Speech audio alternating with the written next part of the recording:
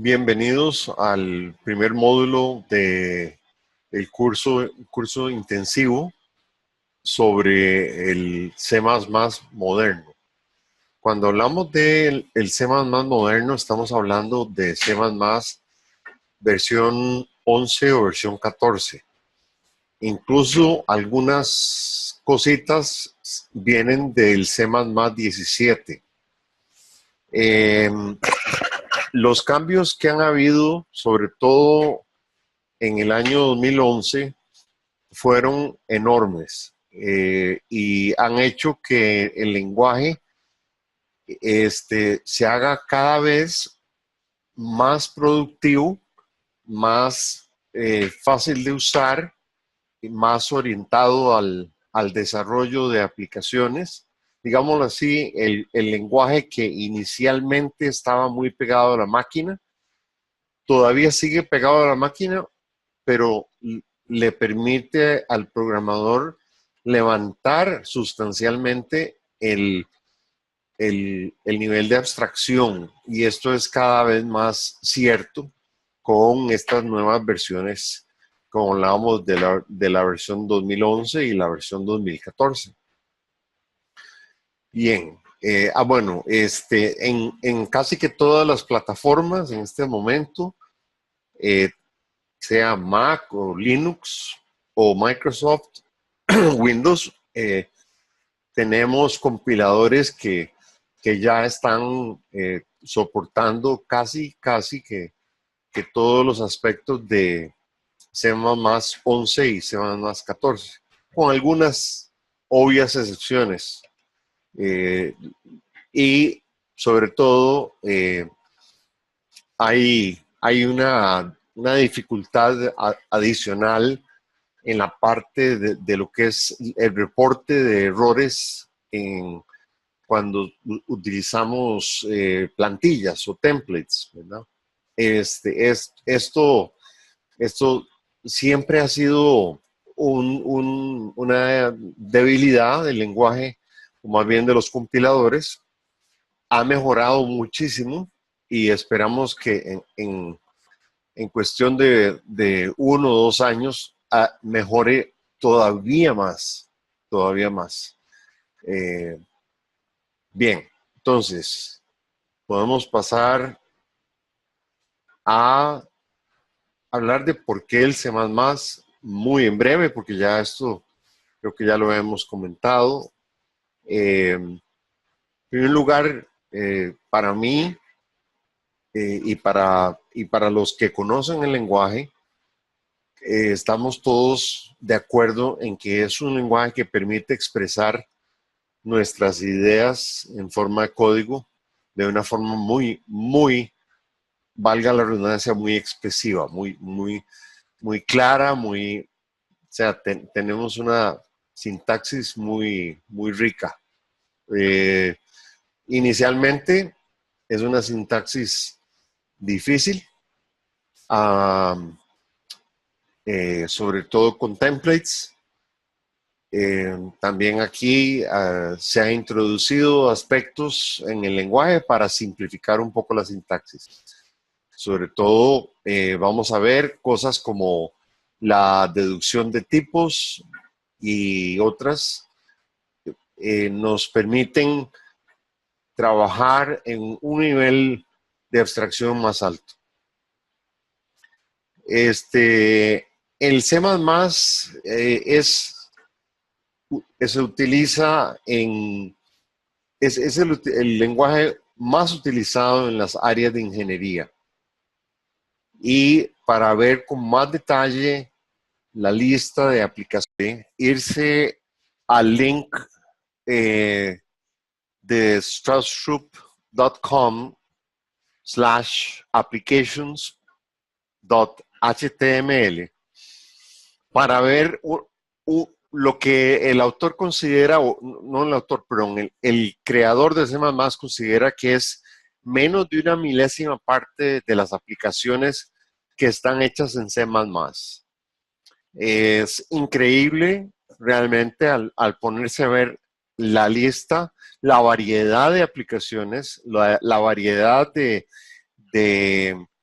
de dónde el diferente tipo de aplicación, los diferentes ámbitos en donde ha llegado el C++, eh, incluso hasta utilizado en cosas como eh, el, el espacio, el carro, el rover de Marte y cosas así, pero, pero obviamente mucho más en mayor escala en el mundo. Realmente el C++ es el lenguaje que aporta la infraestructura de principal, digamos, de todo, de Facebook, de Amazon, de cualquier, cualquier cosa que veamos y que utilicemos, el mismo Word, Excel, PowerPoint, todo esto que trabajamos día a día, y obviamente los sistemas operativos, etcétera, eh, y los compiladores, todos los lenguajes nuevos de Microsoft, nuevos me refiero a los que nacieron con el .NET a principios de este siglo.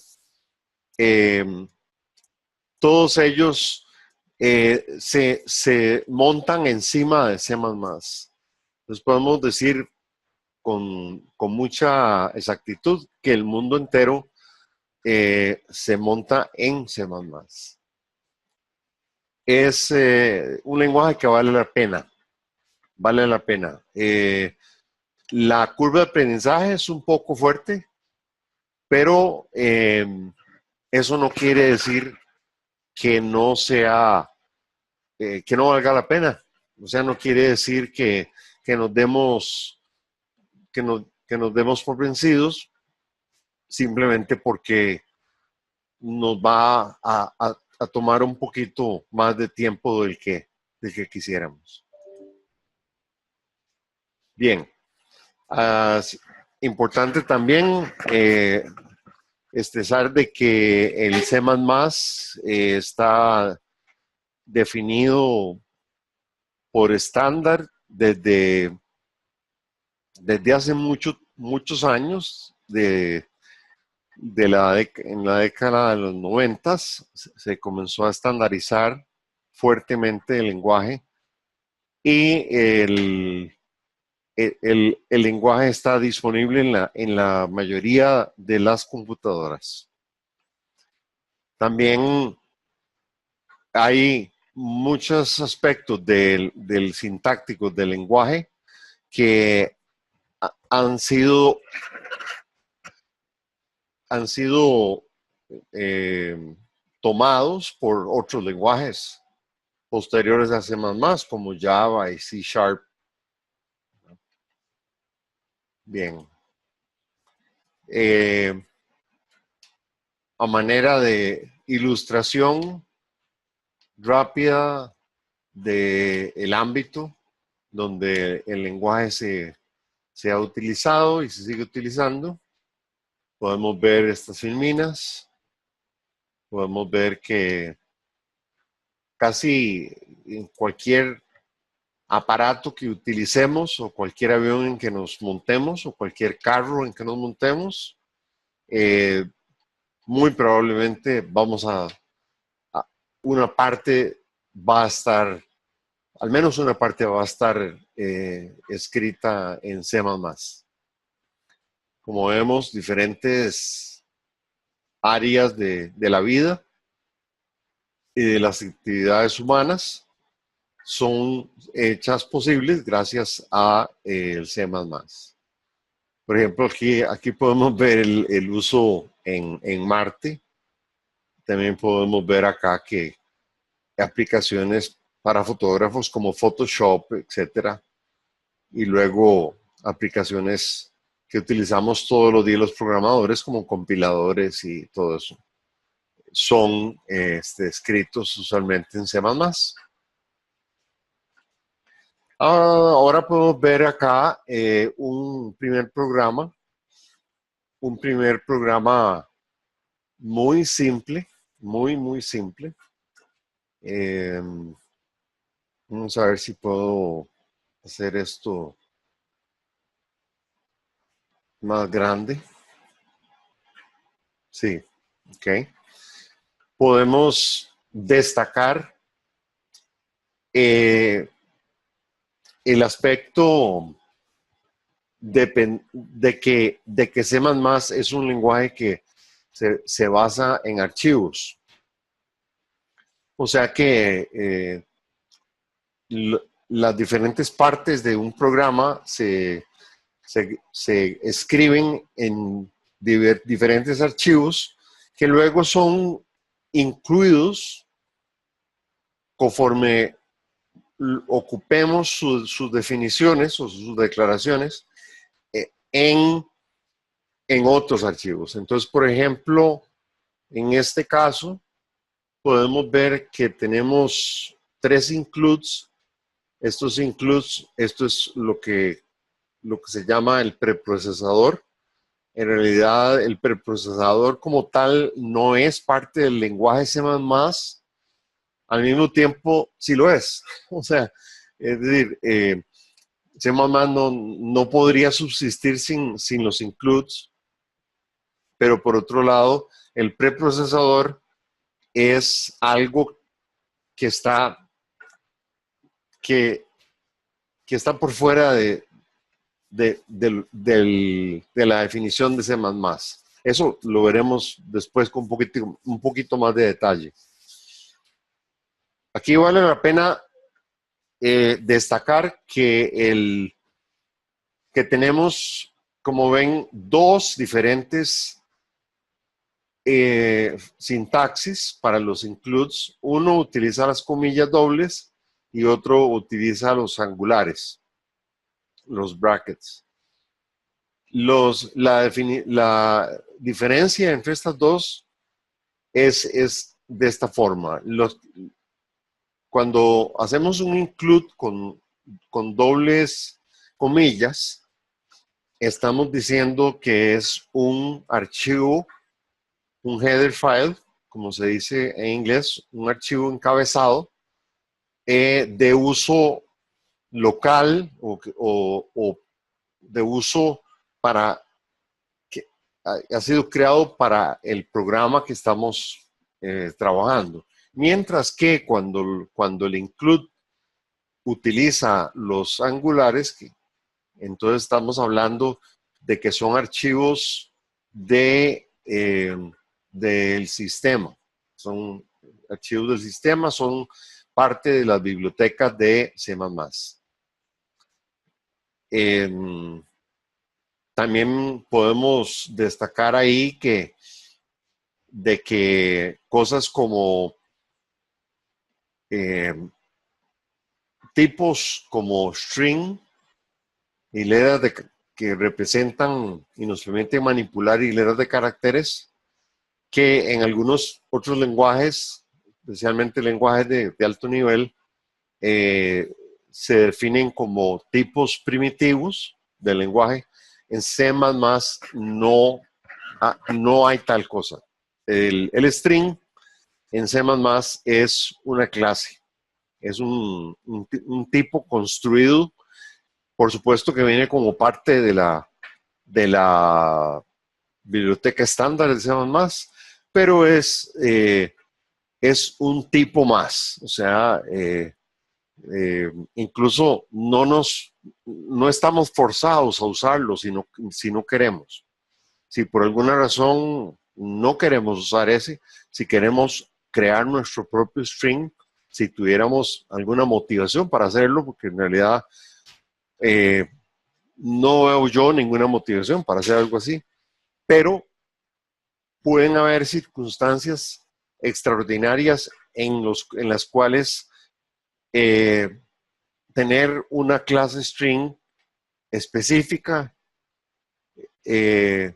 con ciertas características de rendimiento tal vez o de funcionalidad o qué sé yo, puede ser conveniente y puede ser una buena decisión de diseño. Entonces, de esta forma, el C++ nos desacopla, nos permite libertad y los únicos tipos que, que quedan como tipos primitivos son los que más concuerdan con el hardware de la máquina, ¿verdad? Como enteros, punteros, y básicamente enteros, punteros y números flotantes. Son valores o tipos que corresponden a partes de la computadora, partes del CPU, ¿verdad? Como la unidad aritmética lógica, el coprocesador matemático que lidia con lo que son los puntos flotantes,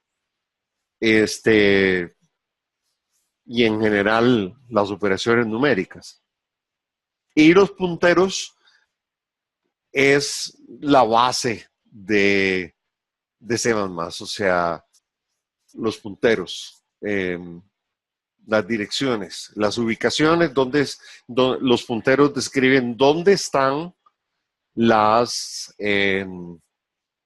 dónde se encuentran las funciones, el código, y dónde se encuentran los datos.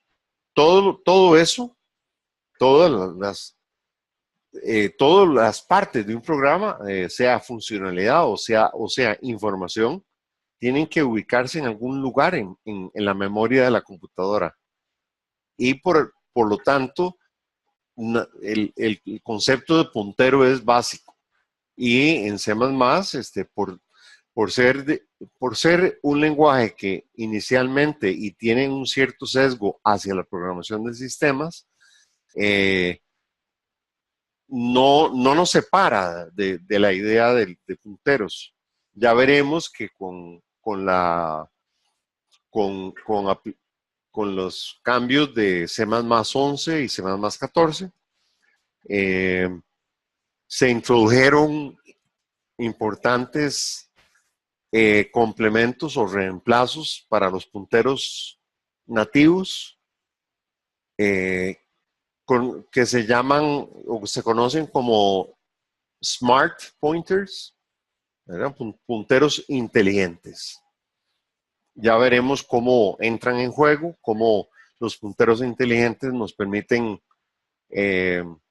trabajar automatizando aspectos de la programación que si no fuera por este tipo de punteros se vuelve sumamente complicada. Bien, para terminar de describir este primer programa, podemos ver, bueno, en primer lugar, veamos una cosa. El lenguaje es, escueto, es stairs en inglés, ¿no?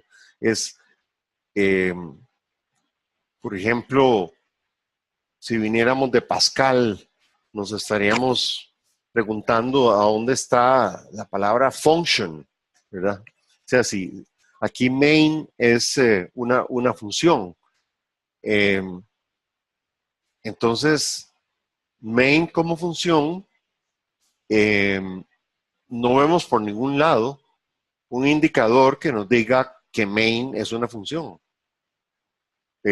Sabemos que es una función solo porque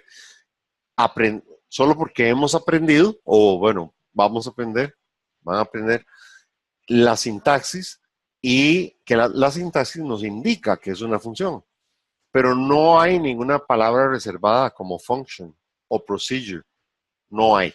Entonces, eso es una característica que es heredada de C y que C++ la toma y la hace propia. Cuando tenemos una función, la declaración de una función, primero se pone el tipo de retorno, luego se pone el nombre de la función y luego se pone en paréntesis donde si no hay argumentos, entonces los paréntesis quedan vacíos Si hay argumentos, entonces los argumentos se ponen entre los paréntesis. Luego, para abrir o comenzar la definición de la función, tenemos corchetes de estos braces, que como vemos se abre aquí al inicio y se cierra. Esto se conoce como un bloque en la sintaxis de C++. Después de esto pasamos a ver algunos estatutos. En este caso, ya la definición de la entrada y salida. Vemos cómo cuando queremos mandar texto a la consola, esto se hace gracias a un objeto llamado cout, que está incluido en el namespace, o sea, o en, digamos, vamos a ver, los namespaces son como provincias en las cuales un país se divide, ¿verdad? Entonces, tenemos Costa Rica con las 7 provincias. Cada una de esas provincias sería como un namespace, un espacio de nombres. Esto nos permite tener un San José en la provincia de San José y un San José en la provincia de Cartago, si es que lo hubiera. Y no habría confusión. En este caso, el objeto cout pertenece al espacio de nombres std que lo que hace es representar, es una abreviación a estándar, ¿verdad? Entonces, la biblioteca estándar de C++ que se reduce o se limita a std, y con eso ya queda completamente especificado el objeto cout. Ahora, lo que viene después de esto, el cout, estas dos signos de menor, es un operador. Es un operador que viene a ser definido en la biblioteca estándar. O sea, esto es un operador que no está, en este caso, no está definido por el lenguaje, sino que más bien está definido por una definición con relación a la clase cuya instancia es cout. Dicho de otra forma, el operador de menos o de salida, en este caso, es un operador que está definido como parte de la biblioteca estándar. Esto es importante. Es importante saber que en C++ los operadores pueden ser redefinidos. Podemos decir, para esta clase o para este tipo, el operador menos significa X, tal cosa, esta funcionalidad. Podemos decir que para otro objeto, digamos, podríamos ser una clase o un tipo complejo, donde una parte es real, la otra parte es imaginaria, y podríamos definir entonces qué significa una suma de dos objetos del tipo complejo. Entonces, ahí vemos cómo el lenguaje nos permite extenderlo. El propio lenguaje nos permite extenderlo. Nos permite realmente definir nuestros propios tipos y definir qué significa los operadores cuando los aplicamos a los diferentes tipos que hemos creado nosotros o que hemos comprado o que hemos simplemente bajado de internet en alguna biblioteca gratuita o open source. Y bueno, nos deja una flexibilidad enorme. Terminando entonces, para poder entender qué significan estas tres líneas, primero que nada, ¿por qué digo tres líneas? ¿Por qué no digo, o sea, cómo sé yo que el estatuto no termina aquí, después de la primera hilera? Bueno, en C++, cada estatuto termina con un punto y coma. Entonces, como ni en la primera ni en la segunda hay punto y coma, entonces no es sino hasta la tercera línea que tiene punto y coma, que le estamos indicando al C++, aquí termina este estatuto. El estatuto está compuesto de objetos, digamos, el set, de otros objetos primitivos como esta hilera, que es esta hilera literal, es primitiva, no es una hilera de tipo string, ¿no? La clase string es otra cosa. La vemos siendo utilizada aquí abajito, donde ponemos es std 4 puntos string. No la vemos siendo utilizada aquí arriba.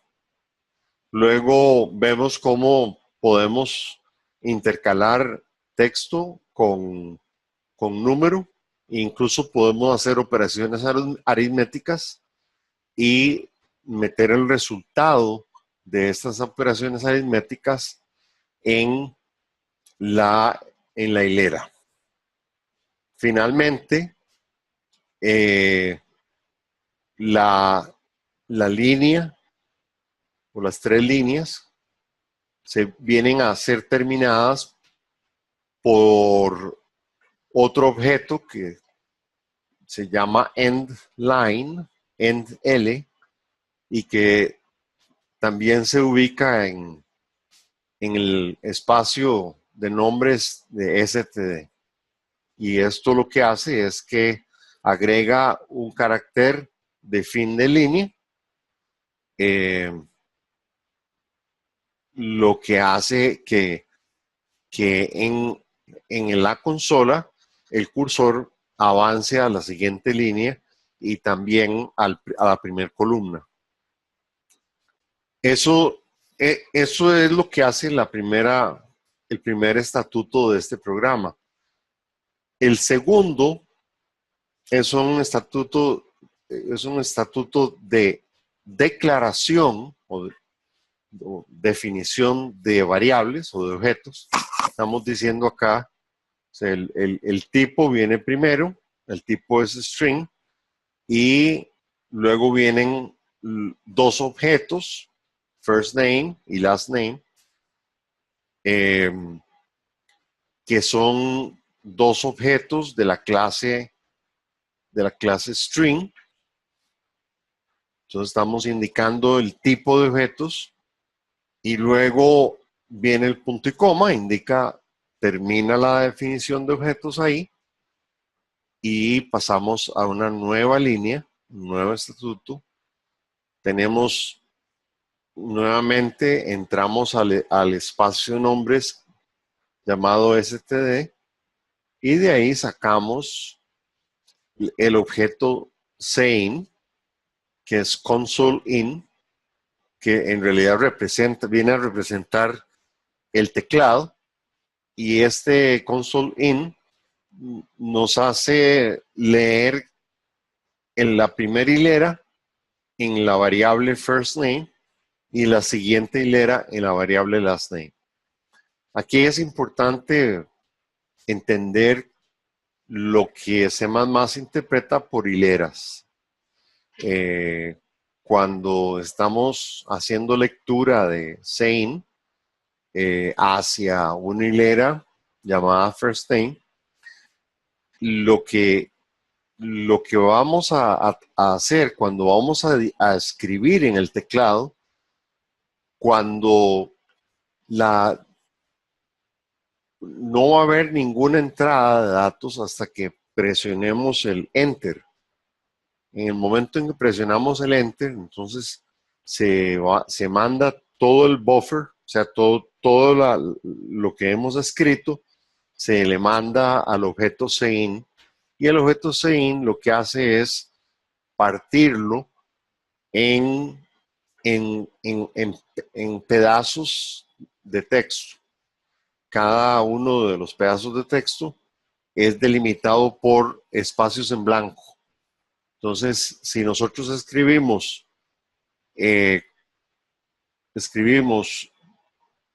Juan Dent, todo unido, sin un espacio que separe Juan de Dent, entonces lo que va a pasar es que el objeto sein va a interpretar que Juan Dent es una sola palabra y la va a colocar en first name, en la variable first name. Y last name va a quedar vacía. Bueno, vamos a tener que dar otro valor para last name. Aquí comenzamos a ver ciertas sutilezas de lo que es entrada y salida. Entrada y salida de información. De información al programa. Estamos tomando del teclado y lo estamos pasando a nuestro programa. Finalmente, llegamos al final de esa línea con el punto y coma y pasamos ahora a escribir en la pantalla, en la consola. Vamos a escribir hello, luego vamos a poner el primer nombre, luego vamos a escribir un espacio y luego vamos a poner el segundo nombre y finalmente vamos a poner un signo de exclamación y un carácter de fin de línea que se escribe como \n. Ahí terminamos con punto y coma la línea y llegamos a la última línea de la función main, que lo que hace es retornar el número 0. Este valor es retornado por la función main, y la función main es una función especial, no es una función cualquiera, tiene un significado específico definido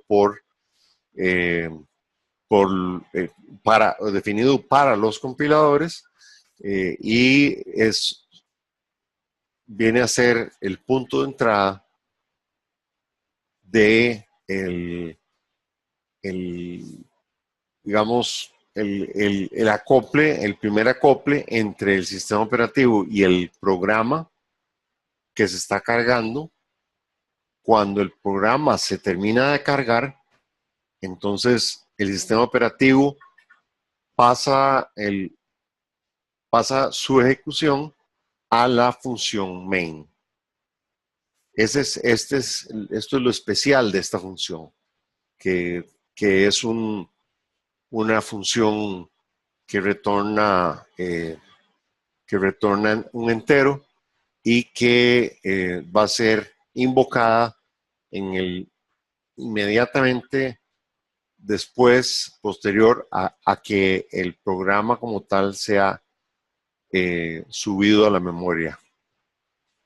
Cuando la función main hace un return, entonces la función termina y como tal el programa termina y el programa le da al sistema operativo el valor 0 en este caso, porque es el valor que retornó. si hubiéramos retornado -1 o algo así, entonces podemos indicar, hay unas, podemos indicar diferentes significados. Cuando decimos un return 0, básicamente le estamos diciendo al sistema operativo, el programa se ejecutó y considere que el programa se ejecutó sin errores. Si por otro lado hacemos un return -1, entonces, o -2 o algún otro número, vamos a estar diciendo el programa tuvo algún problema. Estos números pueden ser obtenidos,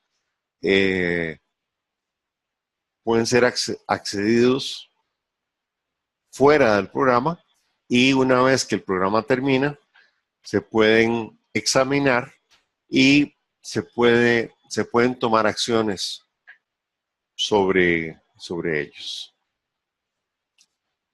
Bueno, así termina nuestro primer programa. Para tener una idea de cómo,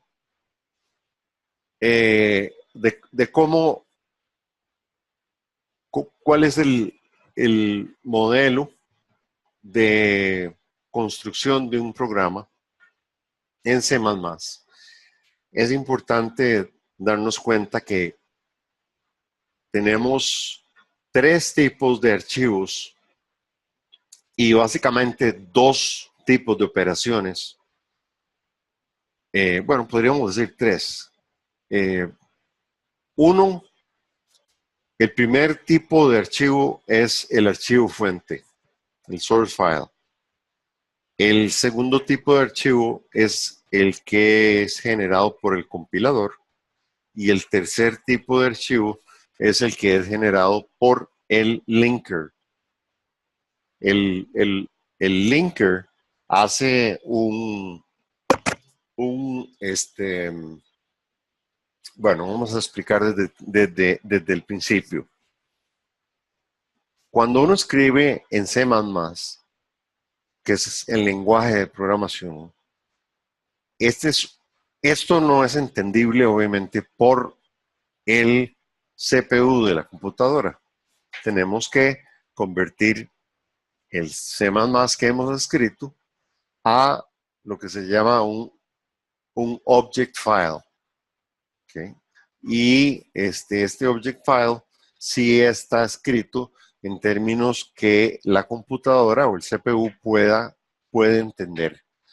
Entonces, para hacer este paso del código fuente o el source file al object file, necesitamos una herramienta que conocemos como compilador, un compiler. El compiler entonces nos lleva de cada uno de los archivos fuentes, los terminados en .cpp para C++, nos producen objetos que, dependiendo del sistema operativo o la plataforma en que estemos, los objetos, los object files van a terminar en .o o van a terminar en .oo, perdón, obj de object. En todo caso, estos OBJs son entendibles por el CPU, pero son fragmentos. Son fragmentos que tienen que ser unidos para producir código ejecutable. ¿Cómo decimos que son fragmentos? Bueno, podemos imaginarnos que en el código fuente número 1 exista una definición, perdón, una referencia a un objeto o a una función que esté definido en el código fuente número 2. Entonces, si nosotros no hacemos el proceso de ligar de ligar los object files. Entonces, si ejecutáramos estos object files directamente, al momento donde el primer object file hace referencia a otro objeto, a los objetos o función que están ubicados en el object file número 2, no va a poder seguir adelante. Entonces no va a poder ejecutar, no va a poder completar lo que está tratando de hacer. Para que eso sea posible, necesitamos el linker, que es el que une todos estos object files y produce el archivo ejecutable. Este es el modelo básico de cómo funciona el C++ y el compilador, las herramientas principales del compilador y del linker. Lo que queremos es hablar sobre cómo se declaran y se utilizan las variables y cómo se especifican valores literales, o sea, valores que son constantes. Podemos ver en esta función que, como dicho anteriormente, los tipos se definen al lado izquierdo. Podemos ver acá que tenemos el int, float, double, long, char, pool, long, unsigned, long, auto, unsigned, diferentes tipos. Al lado derecho, bueno, inmediatamente a la derecha del tipo ponemos el nombre de la variable y luego le asignamos el valor utilizando un valor literal. Podemos ver que podemos, en una sola línea, como en esta, podemos declarar más de una vez, más de una variable del mismo tipo. Podemos ver también que, bueno, acá principalmente tenemos los tipos enteros, los int, que tienen varios tamaños. Tenemos el int más pequeño, es el char, que tiene usualmente un byte. Después tenemos el short, que no tenemos un ejemplo de short aquí. Después tenemos el int, que es el tipo fundamental, el básico, que se acopla al CPU en forma más natural. Y luego tenemos el tipo long. El tipo long es un entero que permite almacenar números mayores a lo que se puede almacenar en el tipo int. Después tenemos el tipo long, y que es todavía más grande. Y luego tenemos versiones que no permiten colocar números negativos. Estos son las versiones unsigned. En este ejemplo, lo que tenemos aquí es un unsigned long que viene a tener el doble de la capacidad de un long, porque al no utilizar los negativos, entonces esa mitad de negativos se utilizan como da espacio para colocar números, otra cantidad igual de números, pero positivos. Entonces, básicamente el rango se duplica. Igualmente con unsigned long. Y aquí abajo, cuando hablamos de unsigned bits, unsigned, nada más el unsigned solo, se sobreentiende que se trata de unsigned int. Entonces esto tendría la capacidad de un entero, pero sin los negativos, y por lo tanto viene a tener una capacidad doble de lo que se puede almacenar en un entero. Luego están los números flotantes, que el más cercano a la, a la computadora es el double, eh, pero tenemos una versión, tenemos dos versiones, una más simple, que tiene menos precisión, que es el float, y una que es todavía permite una precisión más grande, que el double, que es el long double. Bien, entonces, ahora, eso en cuanto a variables, en cuanto a algunos de los tipos, no, esto no estamos aquí poniendo todos los tipos que hay, los tipos primitivos, pero estamos poniendo como un brochazo de cuáles son los tipos. Del lado derecho de la, cuando declaramos tipo, luego declaramos el nombre de la variable y luego asignamos un valor.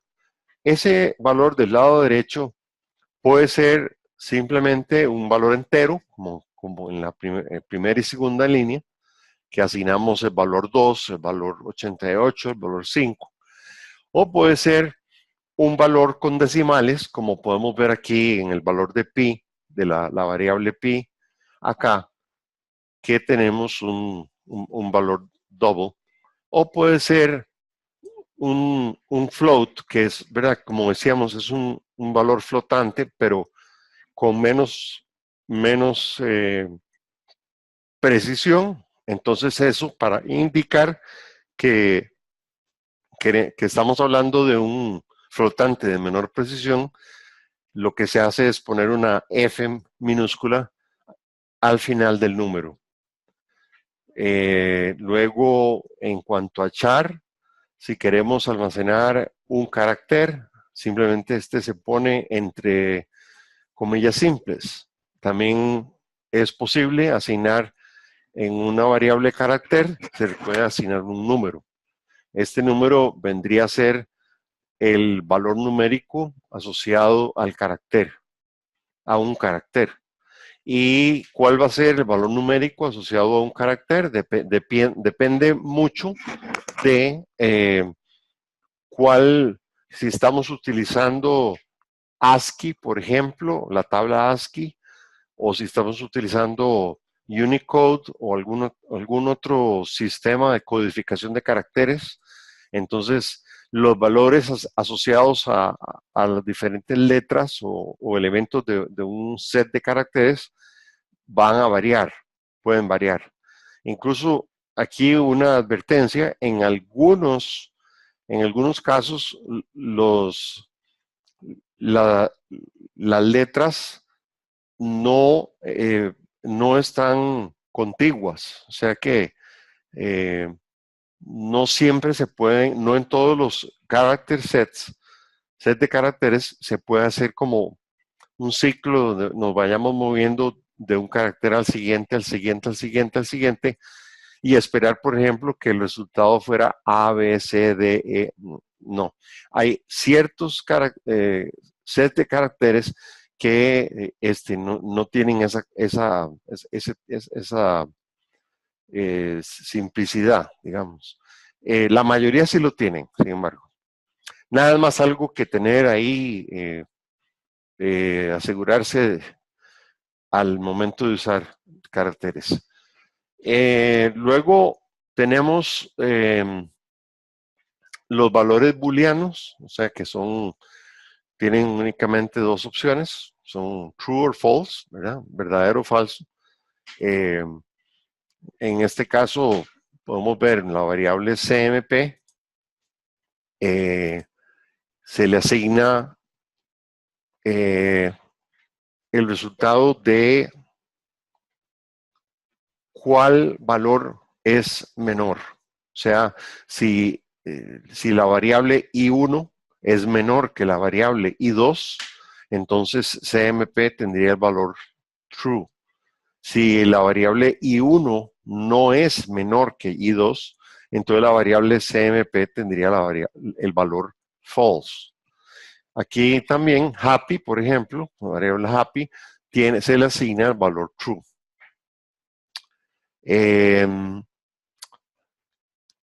Siguiendo hacia números un poco más grandes, llegamos a algo muy interesante que también es nuevo en el C++ 11 o 14, creo que fue que se introdujo, es la capacidad de poder separar los dígitos de un número utilizando comillas. Esto es simplemente para la legibilidad. O sea, esto es para el programador, para que el programador no haga el error de poner un cero más, un cero menos o algo así en un valor literal. Y con estas comillas podemos separarlo en grupos de 3 o de 4 o lo que fuera. Normalmente sería en grupos de 3, pero si fueran valores binarios, por ejemplo, entonces lo más natural sería en grupos de 4. En cuanto a la terminación de un valor literal de tipo long, vemos que es con la L minúscula. L minúscula significa long. Cuando tenemos aquí abajito dos L's, LL, entonces se trata de un literal de tipo long long. Cuando queremos un literal de tipo unsigned long, entonces la terminación es UL. Cuando queremos un literal de tipo unsigned long long, la terminación es ULL. Y así llegamos al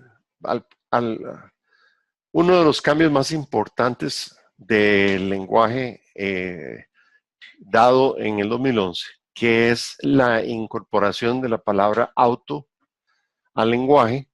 Este auto lo que representa es, lo que indica es que el tipo de la variable a su derecha está deducido del valor con el cual la variable se está inicializando. O sea que en este caso nos vamos al lado derecho y vemos que tenemos un número 123.900.445, pero como termina en ULL, esto nos indica que este número es de tipo unsigned long long. Entonces, la variable autoLargest, el tipo de ella va a ser unsigned long long. Podemos obviar ese tipo, en este caso, como lo tenemos ya expuesto en el lado derecho, entonces no tenemos que volver a repetirlo en el lado izquierdo.